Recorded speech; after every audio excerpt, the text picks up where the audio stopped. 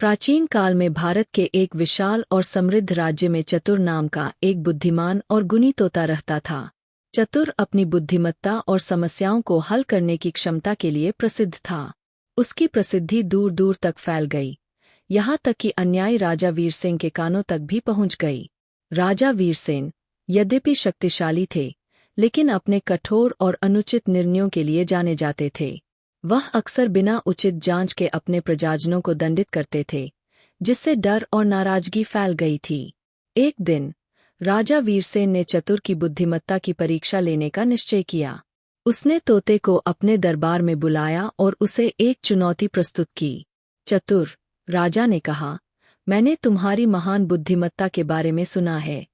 मेरे पास एक समस्या है जिसे केवल तुम ही हल कर सकते हो। यदि तुम सफल होते हो तो तुम्हें भव्य इनाम मिलेगा, लेकिन अगर तुम असफल होते हो तो तुम्हें कड़ी सजा मिलेगी। तोते ने ध्यानपूर्वक सुना जब राजा ने चुनौती समझाई।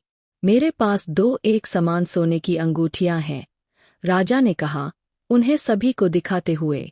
इनमें से एक असली पारिवारिक धरोहर है और दूसरी एक सटीक प्रतिकृति है। अब तक कोई इन्हें अलग नहीं कर पाया है। तुम्हारा काम है असली अंगूठी की पहचान करना।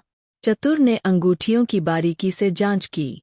उसने अपना समय लिया, हर विवरण का निरीक्षण किया। कुछ समय बाद उसने एक कटोरी पानी की मांग की। उत्सुक होकर राजा ने कटोरी पानी मंगवाई। चतुर ने सावधानीपूर्वक दोनों अंगूठियों को पानी में रखा। एक अंगूठी तुरंत डूबने लगी, जबकि दूसरी तैरने लगी। महाराज, चतुर ने घोषणा की, जो अंगूठी डूबी है वह असली धरोहर है। प्रतिकृति हल्के धातु से बनी है, इसलिए वह तैर रही है। राजा वीरसेन चतुर की अंतर्दृष्टि और बुद्धिमत्ता से चकित थे। उन्होंने अपना वादा निभाया और तोते को एक सोने का पिंजरा और आजीवन फल और मेवों की आपूर्ति से सम्मानित किया। हालांकि राजा की जिज्ञासा बढ़ गई थी और उन्होंने चतुर की बुद्धिमत्ता को और परखने का निर्णय लिया। एक दिन एक गरीब किसान रामू को राजा के सामने लाया गया। उस पर सोने के सिक्कों की थैली चुराने का आरोप था। किसान ने अपनी बेगुनाही की गुहार लगाई, लेकिन राजा उसे कठोर दंड देने के लिए तैयार थे। चतुर, जो दरबार में उपस्थित था, ने मामले को सुनने का अनुरोध किया। महाराज, चतुर ने कहा, क्या मैं किसान से कुछ प्रश्न पूछ सकता हूँ? राजा ने सहमति दी और चतुर ने अपनी जांच शुरू की।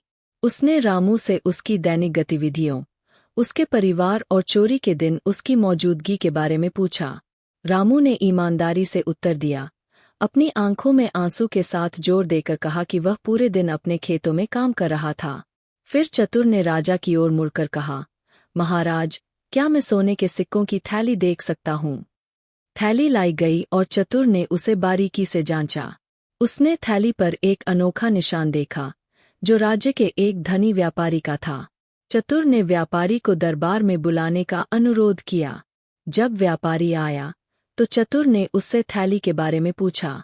व्यापारी ने पुष्टि की कि वह उसकी है और उसने हाल ही में उसे खो दिया था। उसने यह भी बताया कि उसे अपने नौकरों में से एक पर पहले से ही चोरी का शक था, लेकिन उसने अभी तक राजा को नहीं बताया था। चतुर ने तब व्यापारी से उसके नौकरों का वर्णन करने को कहा। विवरण के आधार पर दरबार के पहरेदारों ने दोषी नौकर को ढूंढ निकाला। नौकर ने चोरी की बात कबूल कर ली और रामू को बरी कर दिया गया। राजा वीरसेन चतुर की निष्पक्षता और बुद्धिमत्ता से बहुत प्रभावित हुए। उन्होंने अपनी गलतियों का एहसास किया और बदलने का संकल्प लिया। उस दिन से उन्होंने न्याय और करुणा के साथ शासन करने का वचन दिया, हमेशा सच्चाई की खोज करने के बाद ही निर्णय लिया। राजा वीरसेन के निष्पक्ष और बुद्धिमान शासन के तहत राज्य समृद्ध हुआ और चतुर उनके विश्वसनीय सलाहकार के रूप में उनके साथ थे।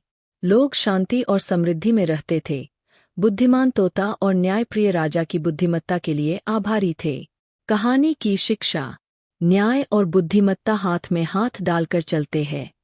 निर्णय लेने से पहले सच्चाई की खोज करना और पूरी कहानी को समझना महत्वपूर्ण है। सच्चे नेता निष्पक्षता और करुणा के साथ शासन करते हैं, जिससे उन्हें अपने लोगों का सम्मान और वफादारी प्राप्त होती है। ऐसी ही और शिक्षादायक कहानियाँ सुनने के लिए हमारे इस YouTube चैनल को अभी सब्सक्राइब करें। धन्यवाद।